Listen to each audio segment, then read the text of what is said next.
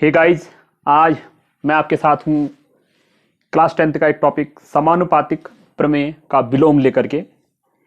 इस प्रमेय के विलोम को जानने से पहले हमें यह जानना जरूरी है कि यह प्रमेय होती क्या है। जैसा कि मैं पहले वीडियो में शेयर कर चुका हूँ, आइए दोबारा देखते हैं कि प्रमेय होती क्या है। प्रमेय यह है कि किसी त्रिभुज में किसी भुजा के समांतर खींची गई कोई रेखा जो होती है वो अन्य भुजाओं को समानुपात में या बराबर अनुपात में विभक्त करती है। जैसे कि यहाँ पे मैंने लिखा है, यहाँ पे अगर चित्र में देखें तो मैंने एक त्रिभुज ए बी सी बनाया है, उसमें डी एक रेखा खींची है जो कि बीसी के समांतर है। और अगर डी बीसी के समांतर है तो क्या कंडीशन आएगी, ए डी बटे डी बी बराबर ए ई बटे ई सी। या इसको और थोड़ा इसमें और काम करके ए डी बटे ए बी और ए ई बटे ई सी, ये मैंने बताया था, एक एक जोड़ देंगे तो ऐसी चीजें आ जाएंगी। इस प्रकार से अनुपात आता है। अब हमें उसका विलोम बोले तो हमें जो आंसर इस समय जो सिद्ध करना था वो दिया है और जो दिया था वो सिद्ध करना होता है। कहने का मतलब सामान्य भाषा में मैं कहूं कि यदि कोई रेखा किसी त्रिभुज की दो भुजाओं को क्या कर देती है, समानुपात में विभक्त करती है, तो जाहिर सी बात है कि वो तीसरी भुजा की क्या होगी, समांतर होगी। मतलब वही त्रिभुज बनाया है, इसमें दे रखा है कि डी ई के कारण, कह नहीं रहे समांतर है, कहने की एक रेखा है बस, वो उसकी क्वालिटी पता नहीं है कि कैसी वो रेखा है, सिर्फ एक रेखा है, सीधी रेखा। तो वो रेखा क्या कर दे रही है, ए डी बट्टे डी बी बराबर ए ई बट्टे ई सी। तो क्या हो जाएगा, हमें लाना है कि D E parallel to B C यहां पे होगा।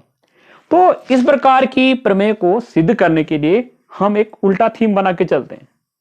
भाई जो हमें सिद्ध करने के लिए दिया है हम मान के चलते हैं कि वो है ही नहीं, वो नहीं है। नहीं है बोले तो जैसे कि मैंने लिखा है, मैं ये क्या मान दूं कि जो डी ई है ये बीसी के बराबर सिद्ध करनी है, और मैं ये मान के चलूंगा कि बराबर सिद्ध समांतर सिद्ध करनी है, और मैं ये लेके चलता हूं कि इसके समांतर नहीं है। अब जब समांतर नहीं है तो कोई ना कोई तो समांतर होगा, तो हम उस रेखा को खींच के देख लेंगे और तब हम आगे स्टेप में जाते रहेंगे, और फाइनली ये रिजल्ट हमें आगे जाके मिलेगा कि जो रेखा हमने खींची है वो वही है जो डीई है। तो देखिए कैसे होता है, जो पूरा प्रूफ का तरीका है, प्रूफ के तरीके में मैंने बता रखा है कि दिया है, सिद्ध करना है, रचना, उपपत्ति, ये स्टेप आते हैं लिखने के लिए। तो सबसे पहले दिया है में जो लिख लेंगे, जो चीजें दे रही है कि त्रिभुज एबीसी में क्या है, ए डी बटे डी बी और ए बटे ई सी, किसके कारण, डीई के कारण। यहाँ पे चित्र बना रखा है। अब मैं मान के चल रहा हूं कि ये नहीं है। जब नहीं है तो मैंने क्या कर दिया, डी एफ अपनी तरफ से डी एफ क्या खींच दिया, मैंने रेखा खींच दी। ये लिखा है कि माना डी रेखा बीसी के समांतर नहीं है, मान के चला हूं, तो क्या होगा, एक रेखा अन्य रेखा होगी जो समांतर होगी, उसको मैंने खींचा, तो डी एफ समांतर बीसी, ये मैंने खींच लिया है। अब उपपत्ति में हमें देखना है, जो दिया है वो तो यूनिवर्सल बात है, वो तो है ही, और जो हमने रचना की है उसके कारण हमें क्या मिल रहा है, इन चीजों में कंपेरिजन हम करेंगे। तो आइए देखते हैं। जब डी एफ समांतर बीसी खींचा तो सिंपल सा, अब ई को भूल ही जाइए फिलहाल, तो ए डी बटे डी बी बराबर ए एफ बटे एफ सी होने वाला है। और हम देखते हैं कि हमें दिया क्या है, ए डी बटे डी बी बराबर ए ई बटे ए सी, ई सी दिया है। अब हमने इसको समीकरण 1 बना लिया, इसको 2 बना लिया, और दिया ये है, आया ये है, और देख रहे हैं कि दोनों ए डी बटे डीबी की वैल्यू है। तो जब ए डी बटे डीबी की वैल्यू दोनों है तो दोनों समीकरणों को हम कंपेयर कर लेंगे।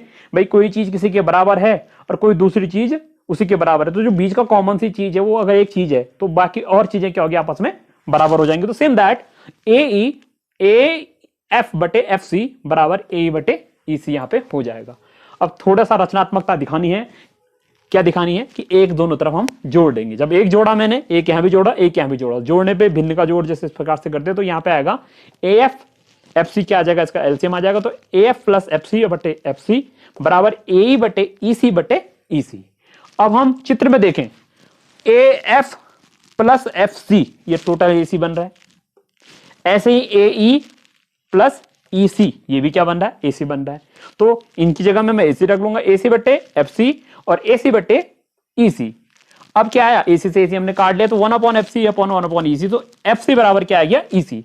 कहने का मतलब है ये एफ सी बराबर ई सी।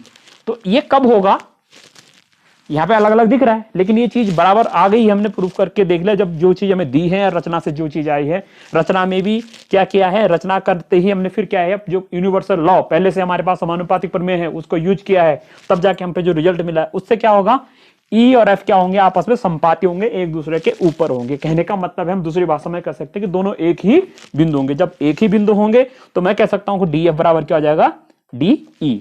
और हमें दिया क्या था, हमने रचना में क्या कहा था, तो डी एफ क्या किसके पैरेलल खींचा था मैंने, बीसी के।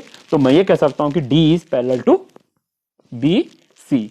इस प्रकार से हम फाइनली अपना रिजल्ट ये शो करा सकते हैं कि भाई कह देंगे कि यदि त्रिभुज एबीसी में एडी बट्टे डीबी बराबर ए बट्टे ईसी है तो जो डी ई रेखा होगी वो बीसी के समांतर होगी।